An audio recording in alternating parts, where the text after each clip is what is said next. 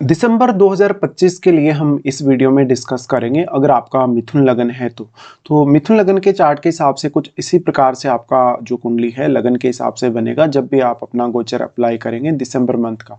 यहाँ पे देखिए जो ग्रहों की गोचरीय व्यवस्था है उसके बारे में हम सबसे पहले विचार करेंगे और देखेंगे कि ये मंथ आपके लिए कैसा रह सकता है। और जो आपको ग्रहों की प्लेसमेंट नजर आ रही है इस प्लेसमेंट में कुछ हद तक परिवर्तन हो सकते हैं मंथ के मध्य में, लेकिन यहाँ पर सबसे मेजर जो प्रभाव है आपको इसी प्रकार से देखने को मिलेगा जैसे आपको प्लेसमेंट अभी नजर आ रही है। यहाँ पे हम सबसे पहले गोचरीय स्थितियों में अगर जाएंगे तो सबसे पहले देखेंगे सूर्य को। सूर्य 16 दिसंबर तक वृश्चिक राशि में गोचर करने वाले हैं और इसके बाद ये धनु में प्रवेश कर जाएंगे। बुध का गोचर होगा 6 दिसंबर से वृश्चिक में और उसके बाद वो 29 दिसंबर से धनु राशि में प्रवेश करेंगे। शुक्र वृश्चिक राशि में रहेंगे स्टार्टिंग में, लेकिन फिर 20 दिसंबर से ये भी धनु राशि में प्रवेश कर जाएंगे। मंगल का गोचर वृश्चिक राशि में होगा और 7 दिसंबर से ये अपना राशि परिवर्तन करके धनु में प्रवेश कर जाएंगे। बृहस्पति 5 दिसंबर से मिथुन में प्रवेश कर रहे हैं। 5 दिसंबर तक वो अभी उच्च की स्थिति में होंगे और ये वक्री भी हैं। शनि की बात करें तो शनि क्योंकि अब ऑलरेडी मार्गी हो चुके हैं तो शनि आपको मीन राशि में सामान्य स्थिति में देखने को मिलेंगे। वहीं चंद्रमा की बात करें तो चंद्रमा 1 दिसंबर को आपको मेष राशि में देखने को मिलेंगे। राहु कुंभ राशि में गोचर कर रहे हैं और केतु सिंह राशि में गोचर कर रहे हैं। यहाँ पे अब देखेंगे ये वास्तव में जो गोचर है वो किस प्रकार से आपको इस मंथ में रिजल्ट दिखा सकता है। सबसे पहले यहाँ लग्नेश से ही स्टार्ट करेंगे। लग्नेश जो है आपके बुध हैं और वही आपके 4th लॉर्ड भी है। बुध का ट्रांजिट है इस मंथ में आपके 6th हाउस में। देखिए 6th हाउस में जो ट्रांजिट है ये 6 दिसंबर से आ रहे हैं वृश्चिक में, तो पहले ही आपके 5वें भाव में रहेंगे, फिर आपके 6ठे भाव में आ जाएंगे। तो कार्य क्षेत्र के दृष्टिकोण से देखा जाए तो ये ट्रांजिट आपको बहुत ही ज्यादा हेल्प करेगा। साथ साथ में आपने कोई आर्थिक रूप से बड़ा फैसला अगर इस समय लेना है, जैसे कोई कर्ज वगैरह लेना है या ऑलरेडी आपके ऊपर अगर कर्ज है तो आपको कर्ज को रीपे करना है कहीं ना कहीं, तो आप एक बेटर फैसला यहाँ ले पाएंगे। यहाँ सूर्य और शुक्र भी साथ में रहेंगे तो बुध का यहाँ प्लेसमेंट होने से मेनली आपको अपना रूटीन प्लान करने में, अपने जो भी रूटीन वाइज जो आपका एफर्ट है किसी भी पर्टिकुलर काम के लिए वो करने में काफ़ी हेल्प मिलेगी। साथ साथ में आपका कम्युनिकेशन मेनली, तो आपका जो कम्युनिकेशन है अपने कलीग्स के साथ या अपने बॉस वगैरह के साथ काफ़ी बेटर होगा। साथ साथ में आप अपनी डेली लाइफ में काफ़ी सीरियस रहेंगे काम करने के प्रति। तो ये आपके लिए इस मंथ में हार्डवर्क करने का समय है, ज़्यादा से ज़्यादा अपना इंटेलिजेंस प्रयोग करने का समय है। अब क्योंकि मंगल के घर में बुध होंगे तो आपको ये काफ़ी तेज तर्रार बनाते काम करने में, और सूर्य का जो एनर्जी ऑलरेडी यहाँ है तो सूर्य आपके 3rd लॉर्ड है। 3rd लॉर्ड होकर जब सूर्य यहाँ है और अगर वो बुध के साथ भी हैं तो मुख्य तौर पे यहाँ आपको सबसे ज़्यादा फायदा मिलेगा अपना हार्डवर्क करने में, जो रूटीन लाइफ है आपकी वो सब संभालने में। बुध यहाँ पे 4th लॉर्ड भी है। 4th लॉर्ड होने की वजह से अब घर परिवार के प्रति भी आपकी उतनी ज़्यादा जिम्मेदारी बढ़ जाती है, तो आप अपने घरेलू जीवन को और आप अपनी डेली लाइफ को बहुत ही अच्छे से बैलेंस करके चलेंगे। बुध का दृष्टि यहाँ से होगा आपके 12th हाउस पे, जहां पर वो आपको खर्चों को मैनेज करने में काफी हद तक मदद करेंगे। उसके बाद बुध आ रहे हैं आपके सप्तम में। देखिए बुध का जो सप्तम में प्रवेश होगा वो लगभग 29 दिसंबर से होगा, तो लगभग ये मंथ के एंड में आप समझ के चलिएगा। तो यहाँ पे बुध का आ जाना आपके लिए आपके पार्टनर के साथ रिलेशनशिप को काफ़ी बेटर बनाने की दिशा में ले जाएगा। यहाँ पे अब क्योंकि बुध 4th लॉर्ड भी हैं और वो आपके लग्नेश भी हैं, तो पार्टनर के साथ आपका जो अंडरस्टैंडिंग है, उनके साथ जो आपका कन्वर्सेशन है वो काफ़ी मैटर करेगा। बिजनेस रिलेटेड आप कोई नई शुरुआत कर सकते हैं या कोई बड़ा फैसला बिजनेस के लिए ले सकते हैं। इस समय आपकी अगर किसी से पार्टनरशिप भी चल रही है तो पार्टनरशिप का जो इम्पैक्ट रहेगा आपके बिजनेस पर बहुत ही ज़्यादा स्ट्रॉन्ग रहेगा। बुध का सप्तम में आना आपके सोशल रूप से आपको लोगों से काफ़ी कनेक्ट करेगा और आपको मान सम्मान दिलाएगा, आपको काफ़ी ज़्यादा रिस्पेक्ट भी दिलाएगा। इसी तरीके से ऑलरेडी अगर आप कोई बिजनेस वगैरह कर रहे हैं तो आपके बिजनेस में ग्रोथ होने की पॉसिबिलिटी काफ़ी ज़्यादा बढ़ जाएगी। उसके बाद हम लेते हैं यहाँ चंद्रमा को। चंद्रमा आपके 2nd हाउस के स्वामी है और शुरुआत में वो गोचर करेंगे 11वें घर में। देखिए चंद्रमा का लगभग 1-2 दिन के लिए गोचर रहेगा आपके 11th हाउस में, तो इस समय आपको कहीं ना कहीं से पैसा आ सकता है, कहीं ना कहीं से अचानक से कुछ धन वगैरह मिल सकता है। आपने कहीं से कुछ इन्वेस्टमेंट वगैरह की है ऑलरेडी, या कुछ ऐसी स्थिति आपने अपने लिए पैदा की है जहां पर आपने अपने लिए कोई इनकम सोर्स खोज के रखा है, तो अचानक से या तो आपको अपने जो कोई दोस्त वगैरह हैं उनसे या किसी ना किसी से आपको यहाँ पैसा आने की संभावना बनेगी। साथ ही चंद्रमा का यहाँ दृष्टि भी पड़ रहा है पंचम पर, तो मान लीजिए आपने कोई भी ऐसा काम किया, जैसे आपने कोई मार्केट वगैरह में इन्वेस्टमेंट की, आपने कोई लॉटरी वगैरह सट्टा वगैरह इस प्रकार की अगर रिस्क इन्वेस्टमेंट की है तो वहां से भी आप कुछ गेन कर पाएंगे। अब क्योंकि चंद्रमा जो है वो सेकंड हाउस के लॉर्ड हैं, तो डायरेक्टली जो चंद्रमा की स्थिति है जो गोचर में, उसका इम्पैक्ट पड़ेगा आपके खान-पान, आपके रहन-सहन और आपका जो भी फैमिली के साथ कनेक्शन है कहीं न कहीं। तो आप इस समय अपनी अपेक्षाओं पे ज़्यादा ध्यान देंगे। मंगल के घर में चंद्रमा होंगे, तो आपको काफ़ी फ़ास्ट डिसीज़न लेने में मदद करेंगे। फिर चंद्रमा जा रहे हैं 12th हाउस में। 12th हाउस में यहाँ चंद्रमा उच्च की स्थिति में होंगे, फैमिली वगैरह के लिए या अपने पर्सनली कोई आपको बड़ा खर्चा इस समय देखने को मिल सकता है। चंद्रमा की स्थिति यहाँ बन रही है, तो आप अपने फैमिली रिलेटेड मामलों को लेकर काफ़ी इमोशनल और सीरियस होंगे। चंद्रमा यहाँ आपको हेल्प कर रहे हैं अगर आप ऑलरेडी फॉरेन में सेटल्ड हैं या फॉरेन से आपको इनकम वगैरह आ रही हो तब। उसके बाद चंद्रमा आ जाएँगे आपके लगन में, जहाँ पर वो आपके सेकंड लॉर्ड होकर यहाँ लगन में स्थित होंगे। तो आपका जो रिश्ता है अपने पार्टनर के साथ या अपने बिज़नेस पार्टनर्स के साथ, उसको काफ़ी बेहतर करने की दिशा में चंद्रमा आपको आगे बढ़ाएँगे। फिर चंद्रमा अपने ही घर में होंगे, जहाँ पर वो आर्थिक रूप से आपको कोई बड़ा लाभ दे सकते हैं। ये स्थिति बनेगी लगभग 7 या 8 तारीख के आसपास। तो 7 या 8 तारीख के आसपास मान लो आपके पास कहीं न कहीं से कुछ इनकम सोर्स बन रहा है या कुछ ऐसा आपको चांस बन रहा है लाइफ में, जहाँ पर आपका कोई भी ऐसा काम जिसमें आपने कुछ इन्वेस्टमेंट रिलेटेड डिसीजन लिए हों या इन फ्यूचर के लिए आप लेने वाले हो, तो वहाँ पे आप थोड़ा फोकस कर सकते हो। उसके बाद हम सूर्य को देखते हैं। सूर्य आपके थर्ड लॉर्ड है और सूर्य का ट्रांजिट है आपके 6th हाउस में। देखिए सूर्य का जो ट्रांजिट है 16 दिसंबर तक है ये वृश्चिक राशि में। तो सूर्य यहाँ आपको बहुत ही ज़्यादा हेल्प कर रहे हैं आपकी रूटीन लाइफ में और आपके जो भी डेली के काम है ऑफिस वगैरह के उनमें। सूर्य थर्ड लॉर्ड होकर यहाँ आ रहे हैं, तो ज़्यादा से ज़्यादा आपको एफर्ट्स करने में मदद करेंगे और क्योंकि आपके लग्नेश भी यहाँ इनके साथ ही रहने वाले हैं, ऐसे में ये जो मंथ होगा दिसंबर का, आप जितना ज़्यादा हार्ड वर्क कर सकें, जितना ज़्यादा अपनी रूटीन लाइफ को प्लान कर सकें, उतना आप बेटर कर सकेंगे। साथ साथ में आप किसी भी ऐसे मामले में उलझे हुए हैं जहाँ पर आप कोई कंपटीशन वगैरह फाइट कर रहे हैं या एक जॉब वगैरह में अपने कैरियर वगैरह में कुछ नई शुरुआत कर रहे हैं, एक फ्रेश शुरुआत आप कर रहे हैं, तो आपके लिए ये सिचुएशन काफ़ी बेटर होगी। सूर्य यहाँ है तो वो आपको हेल्प कर रहे हैं काफ़ी ज़्यादा। तो जितना भी आपका कोई भी प्रकार का हार्ड से हार्ड काम हो, उसमें सूर्य से आपको मदद मिल रही है। सूर्य यहाँ है तो आपका व्यवहार थोड़ा-सा डोमिनेटिंग हो सकता है अपने जो साथ काम करने वाले लोग हैं या इवन अपने बॉस के साथ भी। सूर्य यहाँ काफ़ी ज़्यादा एनर्जी डाल रहे हैं अपना और मंगल का घर ये ऑलरेडी है, तो यहाँ पर कभी-कभी कुछ अगर आप ऑलरेडी डिस्प्यूट वगैरह में फँसे, तो वहाँ से आपको आगे निकलने में सहायता मिलेगी। सूर्य का दृष्टि पड़ेगा आपके 12th हाउस पे, जहाँ पर वो आपको फॉरेन से कुछ गेन दे सकते हैं, फॉरेन से कुछ अच्छे कनेक्शंस दे सकते हैं, इवन फॉरेन टूर भी। इसके लिए लेकिन आपको अपने पूरे चार्ट को एनालाइज करना होगा। सूर्य की दृष्टि 12th हाउस पे होने से थोड़ा-सा जो कहीं न कहीं अपॉर्च्युनिटी है आपके लिए क्रिएटिव मामलों में, वो भी काफ़ी ज़्यादा बढ़ती है। अब क्योंकि बुध यहाँ साथ रहेंगे और फिर बुध सप्तम में भी जा रहे हैं, सूर्य भी यहाँ सप्तम में आ रहे हैं। लेकिन यहाँ मेनली सूर्य और बुध दोनों साथ हैं, तो ये आपके लिए एक बहुत ही अच्छी सिचुएशन बन रही है दोनों की प्लेसमेंट के हिसाब से। तो ये आपके रूटीन लाइफ को प्लान करने, अपने करियर को प्लान करने के लिए काफ़ी बेटर दिशा आपको देगी। साथ-साथ में वो लोग जो कोई भी प्रकार से अभी कॉम्पिटिशन वगैरह के लिए तैयारी कर रहे हैं या आने वाले समय के लिए कुछ ऐसा प्लानिंग्स कर रहे हैं, उन लोगों को काफ़ी सहायता मिलेगी। फिर सूर्य आ रहे हैं सप्तम में। सूर्य जो सप्तम में आ रहे हैं, ये लगभग 16 दिसंबर के बाद से आ रहे हैं। 16 दिसंबर के बाद आएँगे तो यहाँ आप अब अपने बिज़नेस रिलेटेड कोई रिस्क ले सकेंगे। पार्टनर से आपको काफ़ी अच्छा सहयोग मिल जाएगा। हालाँकि सूर्य का यहाँ आना आपके पर्सनल रिलेशनशिप के लिए तो उतना अच्छा नहीं है, लेकिन आपके लिए कुछ न कुछ नई शुरुआत, जैसे कि आप अपने करियर में कुछ स्पेसिफिक शुरुआत करना चाहते हैं या आप अपने पार्टनर से किसी भी तरीके से सहयोग चाहते हैं, तो भी। सूर्य का यहाँ आना आपकी रिस्पेक्ट या मान-सम्मान को बढ़ाएगा, लोगों में आपको काफ़ी लोकप्रिय बनाएगा। जो भी लोग राजनीति वगैरह से जुड़े हैं या किसी बड़े सरकारी पद पे हैं, उनके फेम के बढ़ने की संभावना भी काफ़ी ज़्यादा होगी।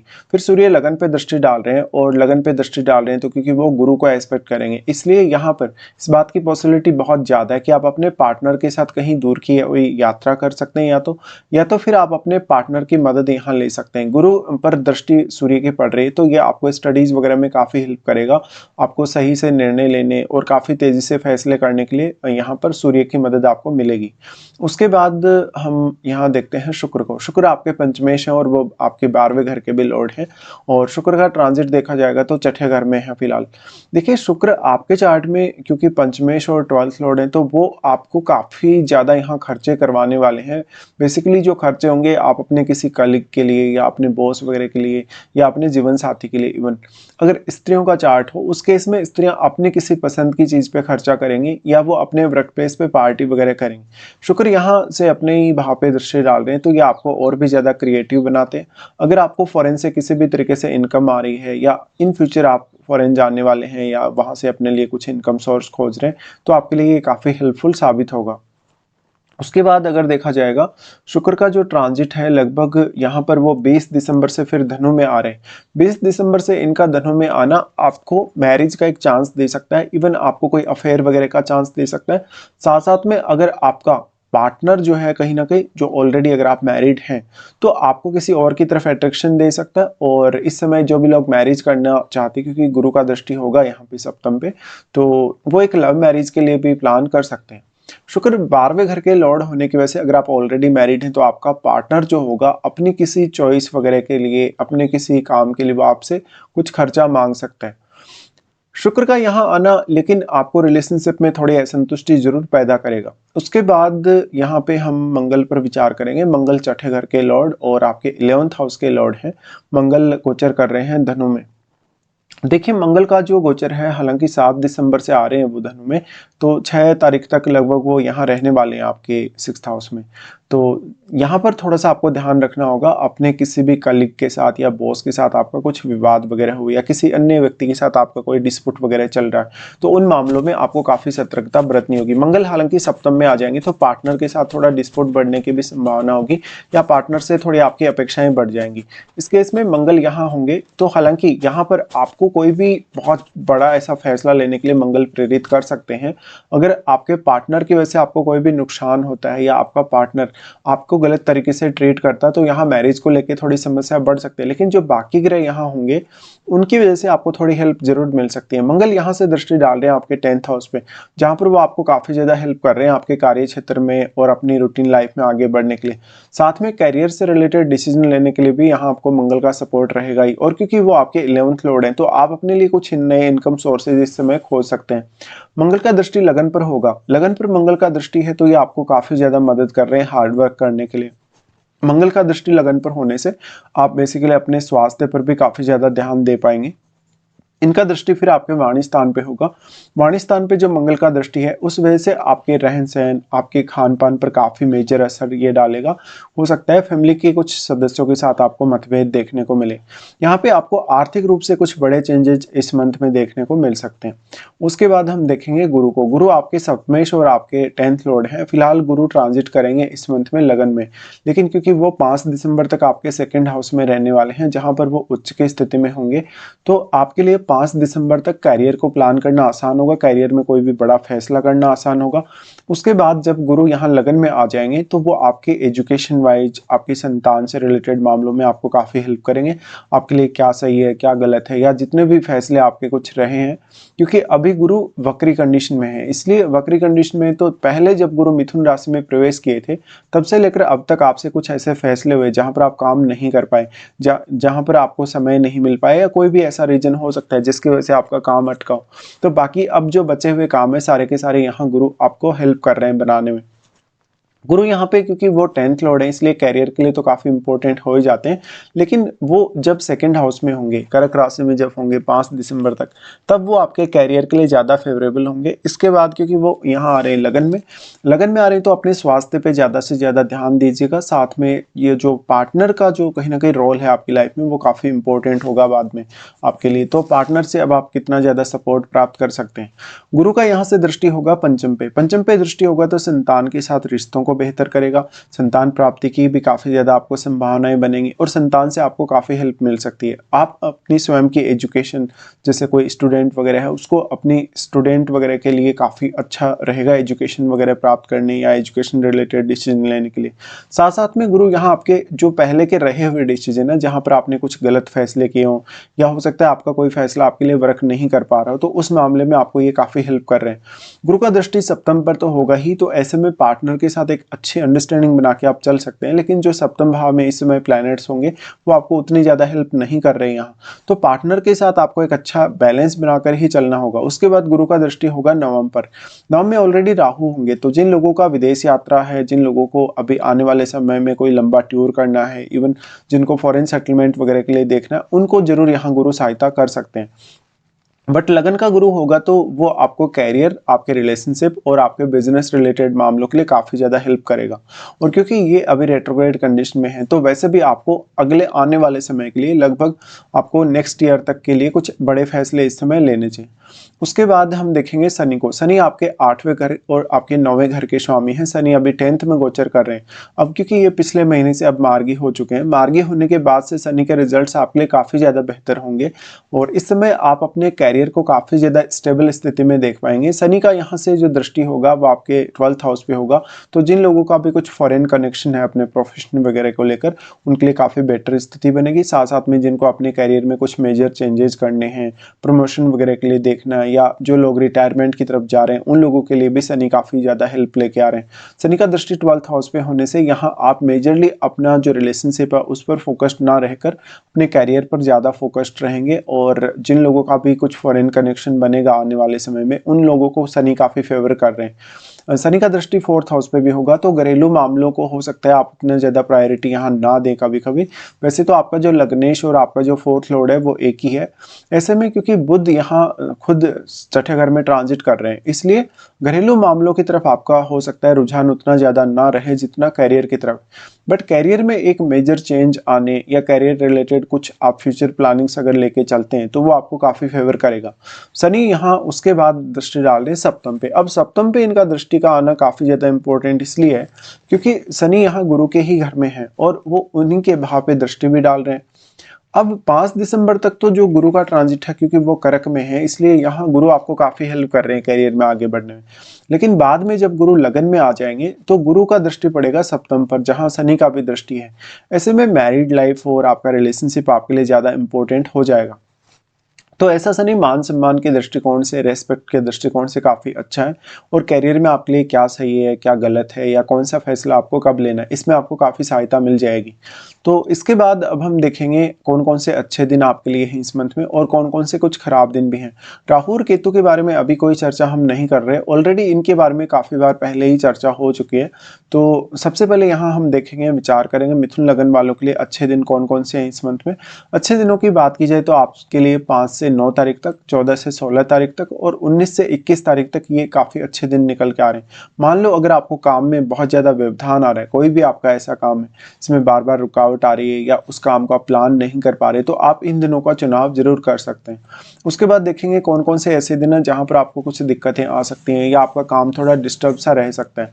चंद्रमा जब स्कॉर्पियो में ट्रांजिट करेंगे 17 और 18 को, तो इस समय किसी के साथ भी अगर पैसे का लेन देन करना है आपको तो विशेष सावधानी बरतें, किसी को भी सहायता ना करें किसी भी तरीके से। साथ ही अपनी रूटीन लाइफ पे ज़्यादा से ज़्यादा ध्यान दें। चंद्रमा का गोचर जब कैप्रिकॉर्न में होगा तो 22 और 23 को आपके ऊपर बहुत ज़्यादा स्ट्रेस होगा, आपको एंग्जाइटी होगी, साथ में आप अपना काम बहुत अच्छे से नहीं कर पाएंगे। चंद्रमा का जो कैप्रिकॉर्न में ट्रांजिट है उसकी वजह से आपको कोई बहुत बड़ी या तो रिस्क लेनी पड़ सकती है या कोई बहुत बड़ा फैसला अपने आर्थिक मामलों के लिए लेना पड़ सकता है। चंद्रमा का गोचर जब टॉरस में होगा यानी 3 और 4 को, ये वृषभ में रहेंगे, इस समय आपसे या तो कोई बहुत बड़ा खर्चा होगा या तो कोई बहुत बड़ा निर्णय, लेकिन निर्णय जब भी आप लेने जा रहे हैं तो यहाँ पर आपसे गलतियां होने की संभावना भी उतनी ही ज़्यादा होंगी। तो इस हिसाब से आप थोड़ा प्लान कर सकते हैं। ये कुछ ऐसे दिन है जहाँ पर आपको थोड़ा डिस्टर्बेंस आएगा। तो फिलहाल हम पूरा डिस्कशन यहाँ कर चुके हैं। आपको वीडियो देखने के लिए बहुत बहुत धन्यवाद।